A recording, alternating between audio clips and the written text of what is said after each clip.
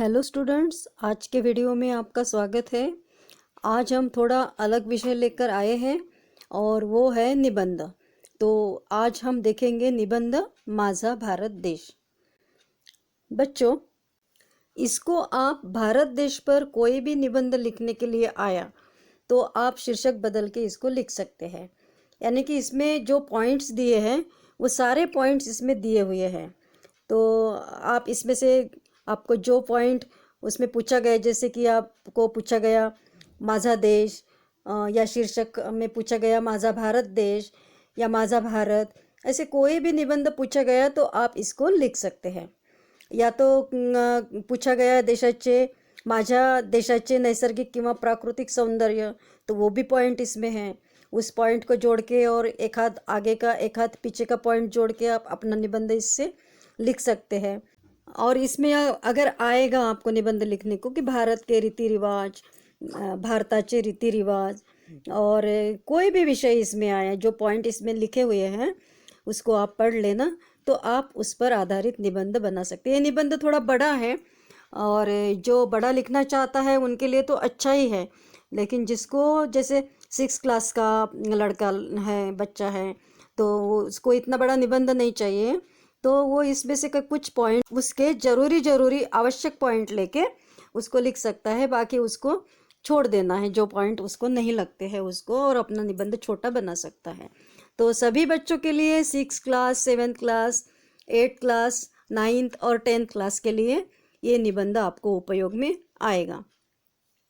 तो सबसे पहले मैं निबंध यानी क्या वो आपको बताना चाहती हूँ, क्योंकि अगर ये परिभाषा आप नहीं समझेंगे, निबंध की व्याख्या आप नहीं समझेंगे, तो आप निबंध लिखना नहीं समझेंगे अपने मन से, चाहे वो हिंदी में हो या मराठी में। हिंदी में भी आपको निबंध लिखना है, या उर्दू में आपको निबंध लिखना है, या इंग्लिश में आपको निबंध लिखना है, तो ये सभी में अभी मैं जो आपको बताने जा रही हूँ उसकी जानकारी कि किसको निबंध बोलते हो, कैसे लिखा जाता है, वो उसके लिए आवश्यक है। तो सुन लीजिए थोड़ा सा। निबंध यानी नी प्लस बंध, यानी इसमें दो चीज़ें आई है, नी और प्लस बंध। इसका अर्थ है बच्चों नीट बांधना, यानी बांधना, जोड़ना, ऐसा इसका अर्थ है। निबंध में हम अपने मन में एकाध विषय पर जो विचार अपने मन में आते हैं उसको अच्छी तरीके से बांधना, ये इसकी परिभाषा है। बहुत सारे विचार अपने मन में आते रहते हैं, और कुछ विचार ऐसे होते हैं कि सभी विचार हम दूसरों के सामने वो बताने लायक नहीं होते हैं। ऐसे विचारों को हम एकत्रित करते हैं। जैसे कि फूल का उदाहरण मैं आपको देती हूँ कि बगीचे में विविध रंग के, विविध सुगंध के फूल होते हैं। हम फिर उसमें से अच्छे अच्छे फूल अलग निकालते हैं, फिर उसके अलग अलग रंगानुसार या उसके अलग अलग आकारानुसार हम उसकी एक माला बनाते हैं। निबंध लिखना भी कुछ इसी प्रकार से है।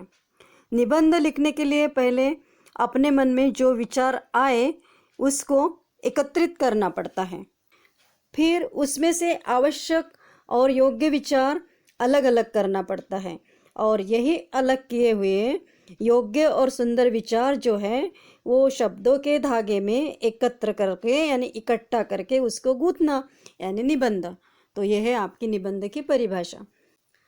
तो चलो हम देखते हैं हमारा निबंध माझा देश, या इसको माझा भारत देश, ये भी शीर्षक आप दे सकते हैं, या कोई भी भारत देश पर निबंध आया तो आप इसको लिख सकते हैं। इसमें 6ठी class, 7th class, 8th class, 9th और 10th किसी भी क्लास के बच्चों आप ये निबंध लिख सकते हैं। तो चलो इस निबंध को पढ़ते हैं। विविधतेत एकता या देशाची शान आहे। विविधतेत एकता या देशाची शान आहे, म्हणूनच माझा देश सर्वांमध्ये महान आहे, म्हणूनच माझा देश सर्वांमध्ये महान आहे। भारत आमचा, आमचा भी लिख सकते हैं आप, माझा भी लिख सकते हैं। माझा देश आहे, माझा भारत देश हा संपूर्ण जगामध्ये सुंदर आणि श्रेष्ठ असा देश आहे। त्याला अनेक कारणे आहेत। सर्वच गोष्टींनी सर्व गुणसंपन्न असा माझा भारत देश आहे। एका काळात माझ्या भारत देशाला सोने की चिडिया असे म्हणत. ती काही अतिशयोक्ती नाही, तर ते अगदी खरं आहे. ते कसं खरं आहे ते आपण एक मुद्दा घेऊन पाहू. तो बच्चों, जब भी आप निबंध लिखते हैं तो उस निबंध को आपको क्या करना है, उसके अलग अलग परिच्छेद, अलग अलग पैसेज, पैराग्राफ बना के आपको लिखना है और पॉइंट बना के लिखना है, जैसे कि मैंने लिखे हैं. अगर आप सलग निबंध को लिखेंगे तो वो इतना प्रभावशाली नहीं बनता है. आप हाईलाइट भी कर सकते हैं पॉइंट को, अपने जो शब्द है उसको भी हाईलाइट कर सकते हैं, जैसे मैंने करके दिखाया है. उसका ज़्यादा अच्छा प्रभाव पड़ता है, क्योंकि जो भी एग्जामिनर होता है, चेक करने वाला होता है, वो क्या करेगा, आपके पॉइंट पॉइंट पहले देखेगा और देखेगा कि हाँ बहुत अच्छा निबंध है, इसने लिखा है, इसमें ये भी पॉइंट आया, वो भी पॉइंट आया. पॉइंट पॉइंट देखने से उसको पता लग जाता है कि निबंध किस प्रकार का है. तो सलग निबंधन लिखते हुए आप क्या करना, मुद्देसूद यानी पॉइंट पॉइंट लेकर निबंध लिखना और उस पॉइंट का विश्लेषण करना. तो चलो अपना पहला मुद्दा यानी पहला पॉइंट देखते हैं. प्रकृति प्राकृतिक सौंदर्य, या इसको हम नैसर्गिक सौंदर्य ही बोलते हैं. ठीक है, तो देखते हैं ये पॉइंट. माझ्या भारत देशाचे प्राकृतिक सौंदर्य वाखाणण्यासारखे आहे. वाखाणण्यासारखे यानी प्रशंसा करण्यासारखे यानी प्रशंसनीय. क्यों है, देखो, हिमालयासारखा प्रचंड व सुंदर असा पर्वत माझ्या भारताचा अभिमान आहे. तसेच सह्याद्री, विंध्य अशा पर्वतांसारखे अनेक सुंदर सुंदर पर्वत माझ्या देशाची सुंदरता वाढवतात. गंगा, यमुना, नर्मदा, कृष्णा, भीमा, गोदावरी या नद्यांसारख्या पवित्र व सुंदर नद्या माझ्या भारत देशात वाहतात. तसेच वेगवेगळी धरणे, तलाव, तळे, मळे, बगीचे माझ्या देशात आहेत. म्हणून माझा देश जगात एक सौंदर्यवान देश आहे. देखो, मैंने इस प्रकार से पॉइंट लिखा और उस पॉइंट में भी मैंने जो ज़रूरी चीज़ें लगी है उसको हाईलाइट किया. इससे क्या होता है, निबंध एकदम ऐसे कम समय में एग्जामिनर देख सकता है कि बच्चे ने क्या क्या पॉइंट लिखे हैं, तो उसको मार्क्स मिल जाते हैं.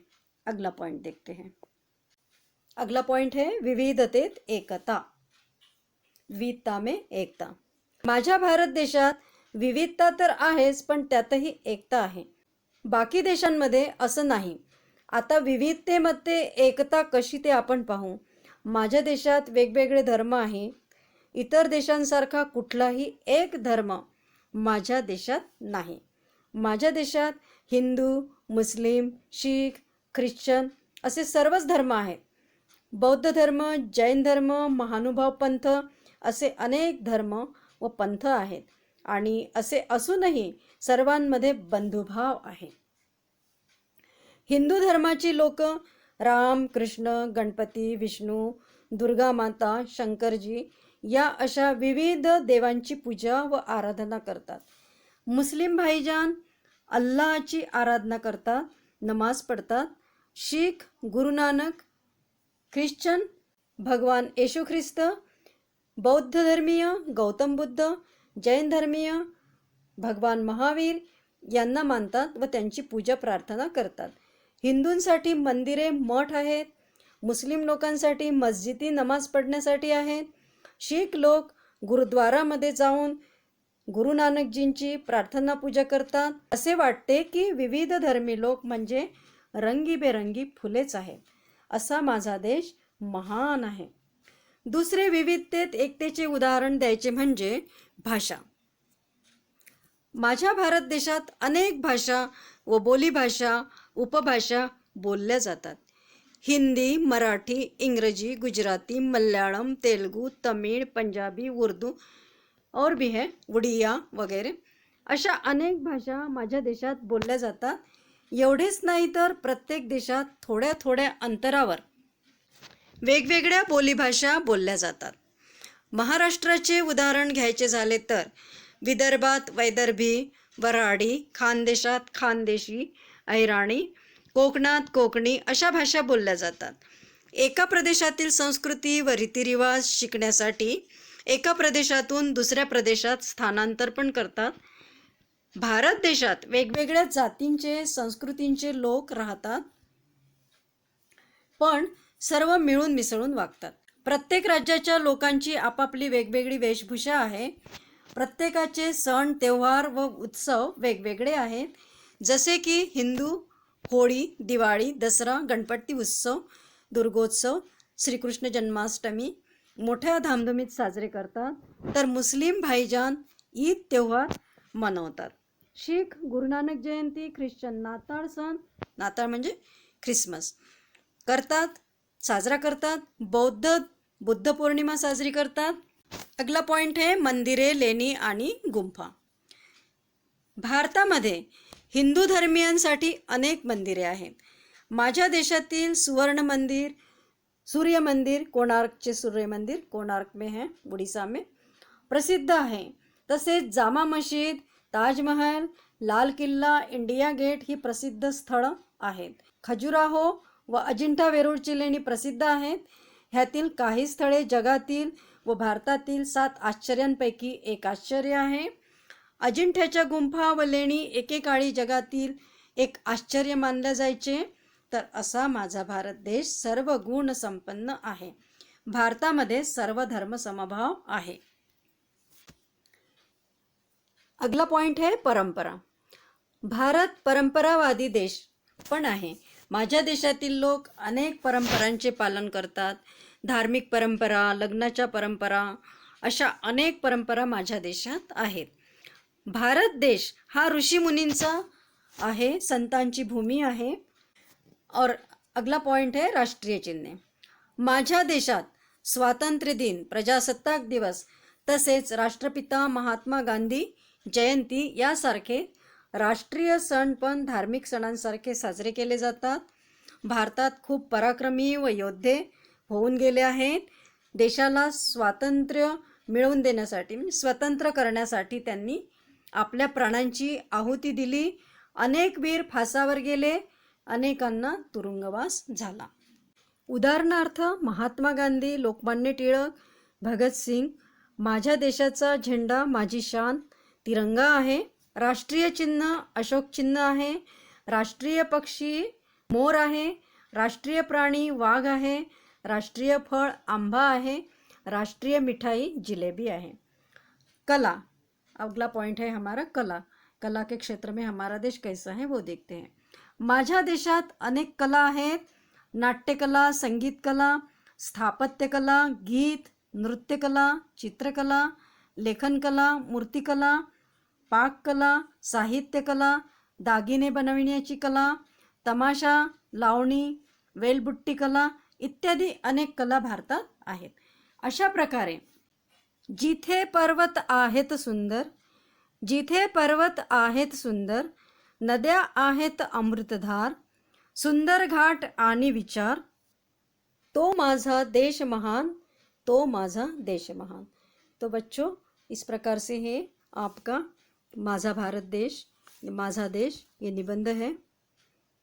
और इसको आप आपके शीर्षक के अनुसार आपको जितना बड़ा करना है, छोटा करना है, लिख सकते हैं.